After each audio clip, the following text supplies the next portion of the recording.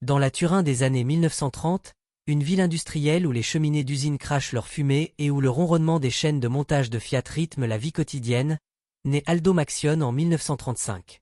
Issu d'une famille ouvrière, il grandit dans un modeste appartement du quartier populaire de Barriera di Milano, où les murs résonnent des rires rares mais précieux de ses proches. Son père, ouvrier d'usine, et sa mère, couturière à domicile, luttent pour joindre les deux bouts dans une Italie marquée par la montée du fascisme et les tensions économiques. Pourtant, dans ce contexte austère, le jeune Aldo trouve refuge dans l'humour. Dès l'âge de 5 ans, il amuse sa famille en imitant les stars des films hollywoodiens qu'il découvre au cinéma luxe, un petit théâtre de quartier où les bobines en noir et blanc projettent des rêves d'un autre monde. Aldo n'admire pas les héros traditionnels de l'Italie, ni les footballeurs de la Juventus, ni les ténors d'opéra comme Enrico Caruso. Ses idoles sont Jerry Lewis, avec son énergie frénétique et ses grimaces exagérées, Clark Gable, avec son charme nonchalant, et Charlie Chaplin, dont le mélange de comédie et de mélancolie le fascine. Dans la cuisine familiale, il transforme chaque dîner en spectacle, imitant les démarches des acteurs, exagérant leurs tics, et provoquant des éclats de rire chez ses frères et sœurs. Ses performances ne sont pas de simples jeux d'enfants. Elles révèlent un talent inné pour le timing comique, une capacité à capturer l'attention par un simple regard ou un geste calculé. Aldo apprend vite que le rire est une arme puissante, capable de dissiper, même pour un instant, les ombres de la pauvreté et de l'incertitude. À l'adolescence, dans les années 1950, alors que l'Italie se relève péniblement de la guerre, Aldo commence à se produire dans les fêtes de quartier. Dans les ruelles pavées de Turin, où les enfants jouent au football avec des ballons de fortune, il attire les foules avec ses imitations hilarantes, mêlant accents locaux et clins d'œil aux stars américaines. Ses spectacles improvisés, souvent sur des estrades de fortune lors des fêtes patronales, lui valent une petite notoriété locale. Mais c'est en 1950, à l'âge de 15 ans, qu'il connaît sa première véritable percée. Il participe à un radiocrochet, une émission nationale où les talents amateurs s'affrontent devant un public invisible mais nombreux. Son numéro, une parodie d'un acteur hollywoodien tentant de parler italien avec un accent exagéré, fait sensation. Sa victoire lui ouvre les portes du Teatro Carignano, un théâtre historique de Turin, où il commence à se produire régulièrement. Sans formation classique, Aldo compense par une énergie brute et une présence scénique captivante. Les spectateurs, habitués aux drames sérieux ou aux opérettes traditionnelles, sont désarmés par sa capacité à provoquer des rires avec un simple faux pas ou une grimace outrancière.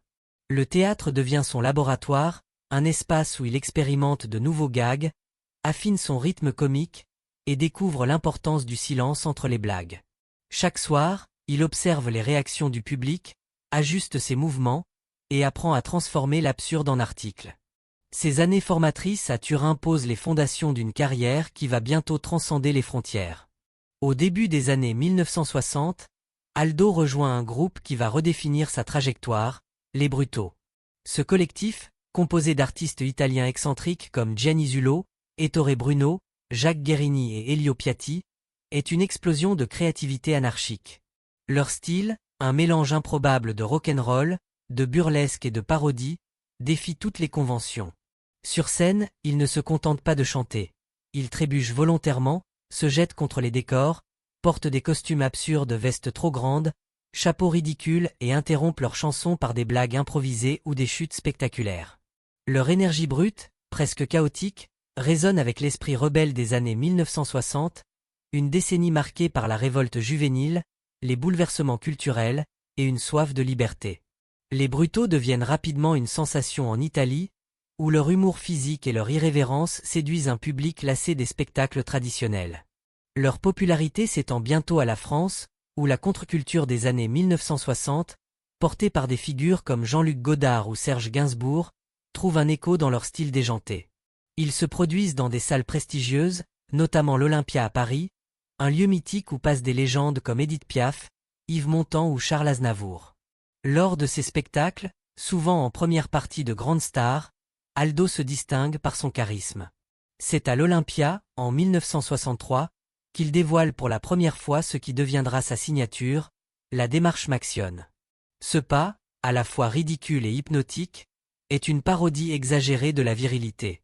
Torse bombé, hanches chaloupées, regard en coin, Aldo transforme la bravade masculine en un gag universel. Inspiré par des figures comme Alberto Sordi, maître de la comédie italienne, et par les cow-boys arrogants des westerns américains, ce mouvement est à la fois une moquerie de l'ego et une invitation à rire de soi-même. Le public parisien, habitué à des performances plus raffinées, est immédiatement conquis. Les journaux français, toujours friands de surnoms, le baptisent Aldo la classe, une expression mêlant ironie et affection. Cette démarche devient un phénomène culturel. Les enfants l'imitent dans les cours d'école, les comiques la reprennent dans des sketchs télévisés, et elle devient un symbole de l'humour absurde des années 1960. Les Brutaux, portés par le succès d'Aldo, enchaînent les tournées à travers l'Europe. De Milan à Bruxelles, de Rome à Amsterdam, ils captivent les spectateurs avec leur énergie débridée. Aldo, avec son sourire malicieux et son sens du spectacle, devient le visage du groupe. Mais il aspire à plus, le cinéma, cet art qui l'a fasciné enfant, l'appelle. Sa rencontre avec le grand écran est imminente, et elle va changer sa vie. En 1970, le destin d'Aldo prend un tournant décisif. Claude Lelouch, l'un des réalisateurs les plus en vue de France, connu pour son chef-d'œuvre romantique Un homme et une femme, repère en lui une présence unique. Lelouch, qui excelle à mêler émotion et légèreté, voit en Aldo un potentiel inexploité.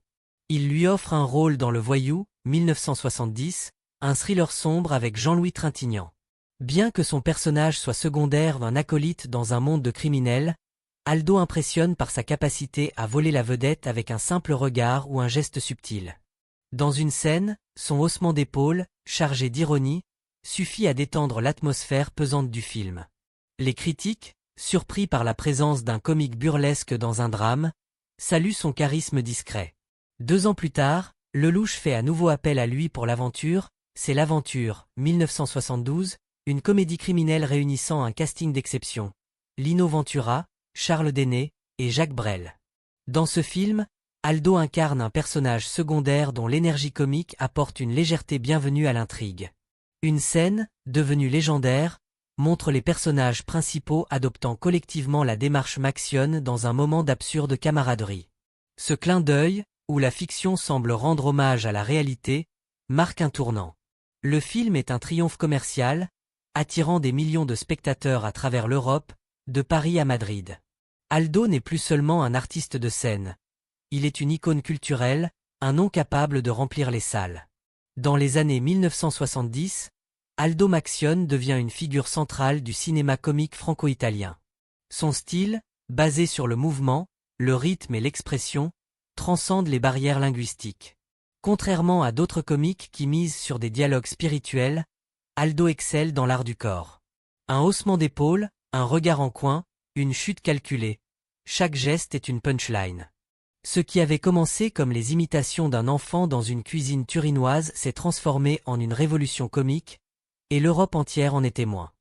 Les années 1970 et le début des années 1980 marquent l'apogée d'Aldo Maxione. Dans une période où le cinéma burlesque européen prospère, il ne suit pas la vague, il la crée. Avec sa démarche défiant toute logique, son visage taillé pour l'exagération comique et son charisme débordant, il incarne des personnages flamboyants, souvent ridicules, mais toujours attachants. Contrairement à certains acteurs en quête de rôles dramatiques, Aldo embrasse pleinement l'absurde. Ce que les critiques qualifient parfois de bouffonnerie est en réalité une performance finement calibrée, fruit d'une maîtrise instinctive du rythme comique et du langage corporel. Entre 1975 et 1982, Aldo est omniprésent sur les écrans. Ses collaborations avec Pierre Richard, l'un des comiques les plus populaires de France, sont particulièrement mémorables. Dans Je suis timide, mais je me soigne, 1978, il joue un dandy maladroit aux côtés de Richard, dont le personnage est un héros socialement anxieux. Leur alchimie est électrique, l'exubérance d'Aldo contraste parfaitement avec la nervosité de Richard, créant des scènes d'anthologie. Une séquence, où Aldo tente de séduire une femme avec sa démarche légendaire avant de trébucher sur un tapis, devient un moment culte. Le film attire près de 2,7 millions de spectateurs en France, un succès qui consolide la réputation d'Aldo comme un second rôle capable de voler la vedette. La même année, dans C'est pas moi, c'est lui, Aldo incarne un vantard pris dans un engrenage de mensonges, un rôle taillé sur mesure pour son style. L'intrigue, centrée sur des quiproquos dans le monde du show-business, reflète des thèmes proches de sa propre vie. La célébrité, l'ego, les apparences. Ce film lui permet de jouer sur son image, oscillant entre autoparodie et introspection. Dans une scène mémorable, son personnage, Aldo Barazuti, tente de se faire passer pour un producteur hollywoodien, provoquant un enchaînement de catastrophes hilarantes. Les spectateurs adorent cette mise en abîme, et les critiques commencent à reconnaître la profondeur cachée derrière son humour physique. Aldo n'est pas seulement un clown, il est un miroir comique de l'âme humaine. En 1982, Plus beau que moi, tu meurs, réalisé par Philippe Clair, pousse cette approche à son paroxysme. Aldo y joue un gigolo italien enchaînant les catastrophes, transformant la vanité en un art tragicomique. Ce personnage, à la fois arrogant et vulnérable, révèle une facette inattendue de son talent. Une capacité à faire rire tout en suggérant une pointe de mélancolie. Dans une scène où il tente de séduire une femme dans un restaurant chic avant de renverser une table entière, le public rit de son arrogance, mais perçoit aussi une solitude sous-jacente. Bien que certains critiques jugent le film excessif, le public est séduit par cette exploration de l'ego, et le film trouve un écho auprès des spectateurs sensibles à cette humanité déguisée sous l'humour. Rien, cependant, ne surpasse l'impact de son rôle de Tassin dans Mais où est donc passée la 7e compagnie 1973, réalisé par Robert Lamoureux. Ce film burlesque, qui suit 3 soldats français tentant d'échapper aux Allemands pendant la Seconde Guerre mondiale, devient un phénomène culturel. Avec plus de 4 millions de spectateurs, il s'inscrit comme l'un des plus grands succès du cinéma français de l'époque. Tassin, interprété par Aldo, est un soldat attachant mais totalement incompétent, dont la réplique « Chef, j'ai glissé, chef » devient un cri de ralliement national.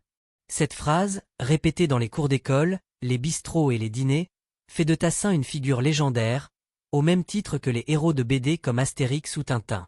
Le film, tourné dans la campagne normande, capture l'essence du burlesque français. Un mélange d'humour physique, de dialogue absurde et de camaraderie. Aldo, avec sa démarche exagérée et son accent italien, apporte une touche d'exotisme à l'ensemble. Une scène, où Tassin glisse dans une flaque de boue en tentant d'échapper à un officier allemand, devient un moment d'anthologie. Le public rit aux éclats, et la réplique « Chef, j'ai glissé, chef » entre dans le langage courant, cité par des générations de Français.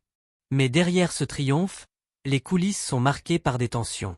Aldo, adepte de l'improvisation, entre régulièrement en conflit avec Jean Lefebvre, qui joue Pithiviers, et avec Lamoureux, qui privilégie une mise en scène rigoureuse. Aldo aime plaisanter entre les prises, modifier ses dialogues ou ajouter des gags imprévus, ce qui perturbe le rythme de tournage. Une anecdote, devenue mythique, raconte qu'après une dispute avec Lamoureux, Aldo, toujours en costume de soldat, quitte le plateau et s'installe dans un café normand, le Café du Moulin, à quelques kilomètres du lieu de tournage. De là, il appelle le producteur Alain Poiré, exigeant une limonade et des excuses.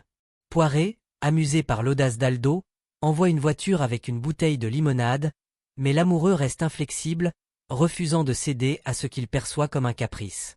Lorsque la suite, On a retrouvé la 7e compagnie, 1975, est annoncée, tous s'attendent à ce qu'Aldo reprenne son rôle. Mais il refuse, invoquant officiellement un conflit d'agenda.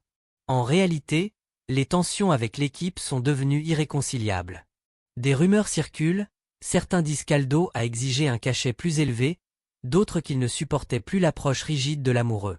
Henri Guibet le remplace, et bien que le film soit un succès, l'absence d'Aldo se fait cruellement sentir. Les fans, habitués à son énergie imprévisible, regrettent son départ, et son image publique en souffre. Des articles dans la presse française et italienne commencent à évoquer son caractère difficile, son ego démesuré, son imprévisibilité. Bien qu'il continue à travailler, la magie de ses débuts s'effrite peu à peu. Au milieu des années 1980, le paysage comique européen change radicalement.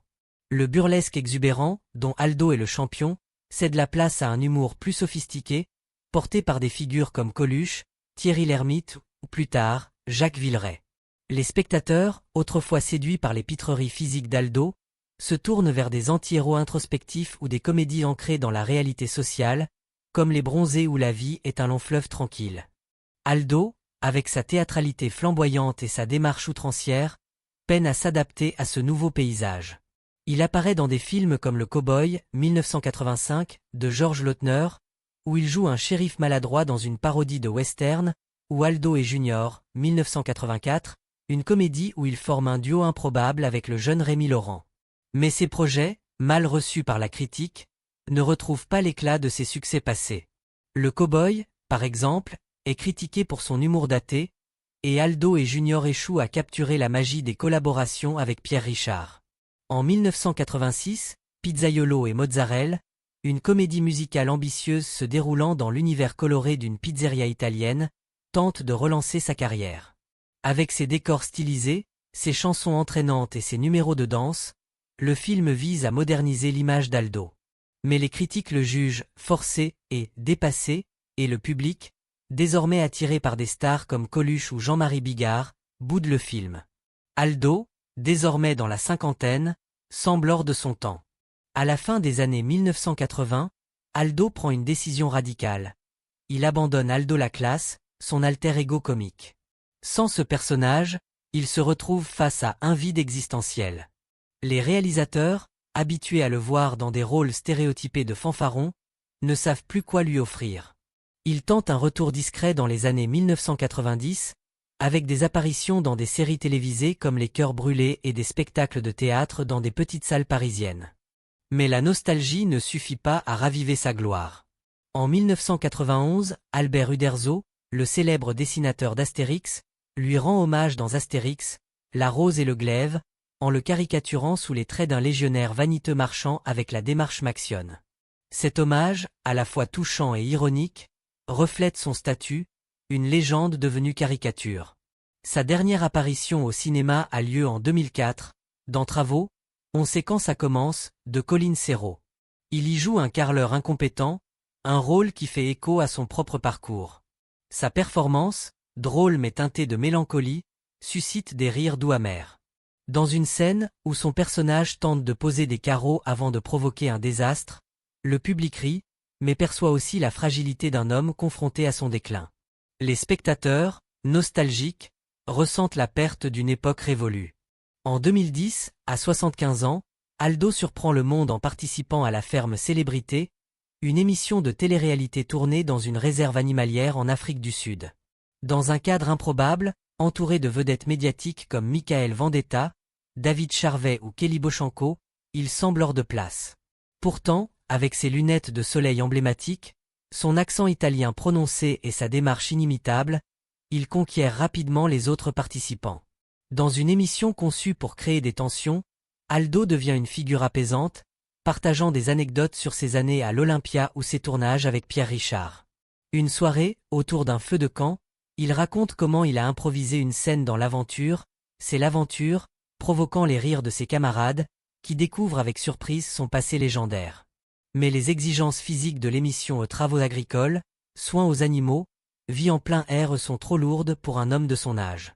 Aldo, qui n'a jamais été un athlète, même à son apogée, peine à suivre.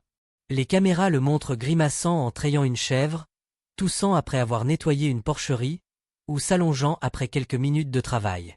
Au bout d'une semaine, il annonce son départ, non sans une pointe d'humour, une semaine ici, et il me faudra un mois chez le médecin. TF1 diffuse un montage émouvant de ces moments forts, accompagné de la chanson Ti amo d'Umberto Tozzi. Les autres participants, émus, pleurent son départ, et les téléspectateurs inondent les réseaux sociaux de messages d'affection. En quittant l'émission, Aldo nomme Michael Vendetta chef de la ferme, un choix provocateur qui plonge le groupe dans le chaos, une dernière touche de malice digne de sa légende. Après La Ferme Célébrité, Aldo se retire définitivement de la vie publique. Il s'installe à Saint-Paul-de-Vence, un village pittoresque des Alpes-Maritimes, où il vit en quasi-reclus avec son épouse Nathalie, sa compagne depuis les années 1960. Leur mariage a traversé les tempêtes de la célébrité, des crises financières au moment de doute, mais Nathalie reste son pilier, gérant son quotidien et veillant sur lui alors que sa santé décline. Atteint de douleurs dorsales chroniques et de problèmes de mobilité, Aldo conserve néanmoins son esprit vif. Dans l'intimité, il plaisante encore, esquissant parfois la démarche pour faire sourire sa femme. Une anecdote raconte qu'un jour, en se promenant dans leur jardin, il a tenté de refaire son pas légendaire, provoquant un éclat de rire de Nathalie avant de grimacer de douleur. Malgré les invitations à des festivals, des rétrospectives ou des émissions nostalgiques, Aldo refuse de revenir sous les projecteurs. « J'ai eu mon moment », confie-t-il à un ami proche. « J'ai tout donné, laissez maintenant briller les nouveaux. » Ce choix du silence, loin de l'amertume, reflète une acceptation paisible de son destin. Pourtant, son héritage perdure. Les rediffusions de la 7e compagnie attirent encore des millions de téléspectateurs, et ses répliques, comme « Chef, j'ai glissé, chef », résonnent dans les conversations quotidiennes. Sur YouTube, les jeunes générations découvrent ces films, fascinés par cet homme au sourire en coin et à la démarche absurde. Aldo Maxione n'est pas seulement un comédien. Il est un symbole, un souvenir vivant d'une époque où la comédie était exubérante, insouciante et universelle. Sa carrière, faite de triomphes et de désillusions, reflète la fragilité de la célébrité. Derrière le clown se cachait un homme complexe, à la fois fier et blessé, conscient de sa grandeur passée mais résolu à embrasser la paix. Son silence, loin d'effacer son impact, amplifie la résonance de son œuvre. Chaque fois qu'un enfant imite sa démarche ou qu'un spectateur rit devant un de ses films, Aldo la classe renaît. Quel est votre moment préféré d'Aldo Maxione? Partagez vos souvenirs dans les commentaires, et n'oubliez pas de liker, partager et vous abonner pour découvrir d'autres histoires sur les légendes du cinéma.